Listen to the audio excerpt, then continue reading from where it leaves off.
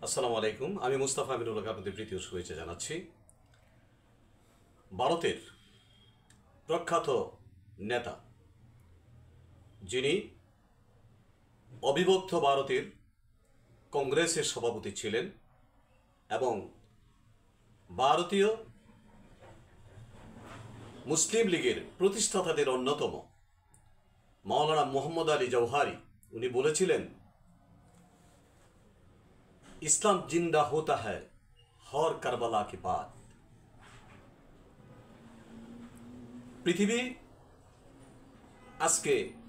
পৃথিবীতে যা হচ্ছে, ইসরায়েল সমগ্র পৃথিবীর ক্ষুদ্র একটি অংশ মাত্র, যা কোনো মুসলিম রাষ্ট্রের একটি প্রদেশের সমানও নয়।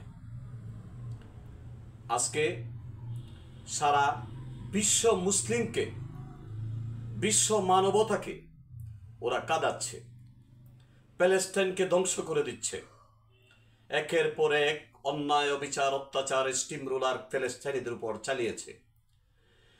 একমাত্র মুসলিম স্টেট, যে রাষ্ট্রটি আমরা শিয়া বলে তাদেরকে দূরে তাড়িয়ে দিই, শিয়া বলে যাদেরকে আমরা ঘৃণা করি, সেই ইসলামী সেই রাষ্ট্রটি ইরান আজকে প্যালেস্টাইনিদের পিছনে সাহায্যের হাত বাড়িয়েছে।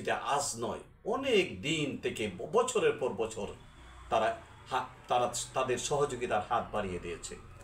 সেটা সমরাস্ত্র থেকে শুরু করে খাদ্য, বস্ত্র, ঔষধ ইত্যাদি ইত্যাদি যা প্রয়োজন সব কিছু দিচ্ছে।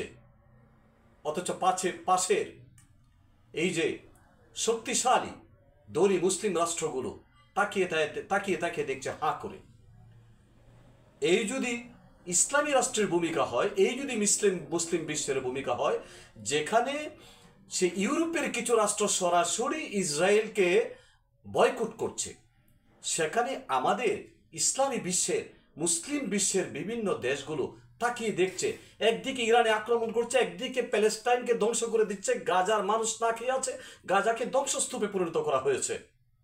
কিন্তু আমাদের রক্তের মধ্যে আজও জেগে ওঠে না যে আমাদের এই মুসলিম ভাইদেরকে, বিশ্ব মানবতাকে এইভাবে পদদলিত করছে, তাদের বিরুদ্ধে বিদ্রোহ করা উচিত, তাদের বিরুদ্ধে আমাদের কিছু করা উচিত না। একেবারেই অস্বস্তিকর, এক অসহ্য। মানুষ আর পারছে না, ধৈর্যের বাঁধ ভেঙে যাচ্ছে মানুষের। বিশ্ব মানবতার যে বিবেক বোধ, তাদের ধৈর্যের বাঁধ ভেঙে যাচ্ছে। জেগে উঠো মুসলিম বিশ্ব, জেগে উঠো পৃথিবী, জেগে উঠো মানবতার পক্ষে, জেগে উঠো বিশ্ব যে মানবতাবোধ, বিশ্বের যে মানবিক যে চিন্তা চেতনা, মানুষের জন্য জেগে উঠো, প্যালেস্টাইনের জন্য জেগে উঠো, বিশ্বের বিভিন্ন প্রান্তে নির্যাতিত মানুষের পক্ষে জেগে উঠো। আমরা তো এই কামনা করি, মানবতা বেঁচে থাকুক, মানবতাকে বাঁচিয়ে রাখতে হবে। না হয় একটি যুদ্ধ আরো কয়েকটি যুদ্ধের জন্ম দিবে, একটি অপরাধ আরেকটি অপরাধের জন্ম দেয়। প্রথম বিশ্বযুদ্ধ না হলে দ্বিতীয় বিশ্বযুদ্ধ হতো না। ভার্সাই সন্ধির মধ্যে যে বৈষম্য ছিল, বৈষম্যের কারণে দ্বিতীয় বিশ্বযুদ্ধের তৈরি হয়েছে, না হয় দ্বিতীয় বিশ্বযুদ্ধ হতো না।